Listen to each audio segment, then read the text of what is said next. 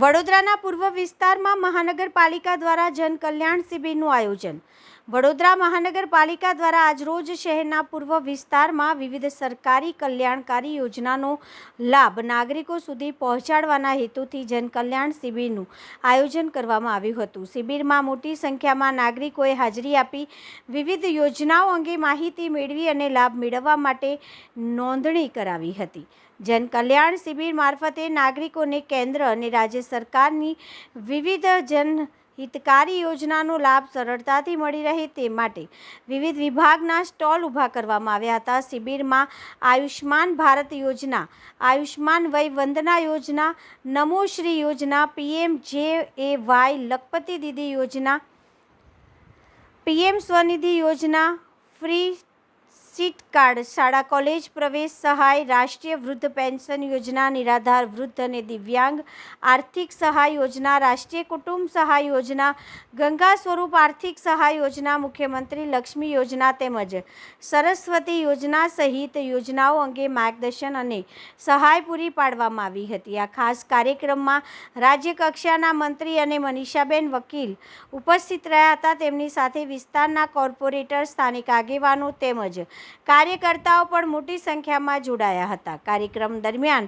ઉપસ્થિત મહાનુભાવોએ સરકારની વિવિધ કલ્યાણકારી યોજનાઓનો લાભ સમાજના દરેક વર્ગ સુધી પહોંચે તે માટે આવા જનસંપર્ક આધારિત કાર્યક્રમોની મહત્તા પર ભાર મૂક્યો હતો.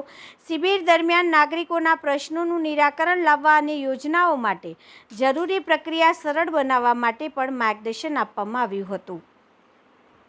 આજે શહેર વિધાનસભા ખાતે અલગ અલગ યોજનાઓના લાભ મળી શકે એના માટેનું કેમ્પનું આયોજન કરવામાં આવ્યું છે વડોદરા મહાનગર દ્વારા. આપણા દેશના વડાપ્રધાન શ્રી નરેન્દ્રભાઈ મોદીજીના 12 વર્ષ પૂર્ણ થયા છે. એ નિમિત્તે વિભિન્ન કાર્યક્રમો આખા દેશમાં યોજાઈ રહ્યા છે. એવી જ રીતે તારીખ 8થી આ શરૂ થયેલા કાર્યક્રમ હજી પણ ચાલુ છે અને આવનાર દિવસમાં પણ વૃક્ષરોપણ સુધીના કાર્યક્રમ લગભગ 5 જુલાઈ સુધીના ચાલુ રહેશે. પણ આ જે કેમ્પ છે ખાસ કરીને ગરીબ વર્ગના, મધ્યમ વર્ગના લોકોને લાભ મળી શકે, સરકારની જે યોજનાઓ છે એ યોજનાઓ લોકો સુધી કેવી રીતે પહોંચી શકે એના માટે સરકાર આપના દ્વારે એ રીતનું આ અભિયાન શરૂ કરવામાં આવેલું છે. દર વર્ષે લગભગ આ કેમ્પને આયોજન થતું હોય છે.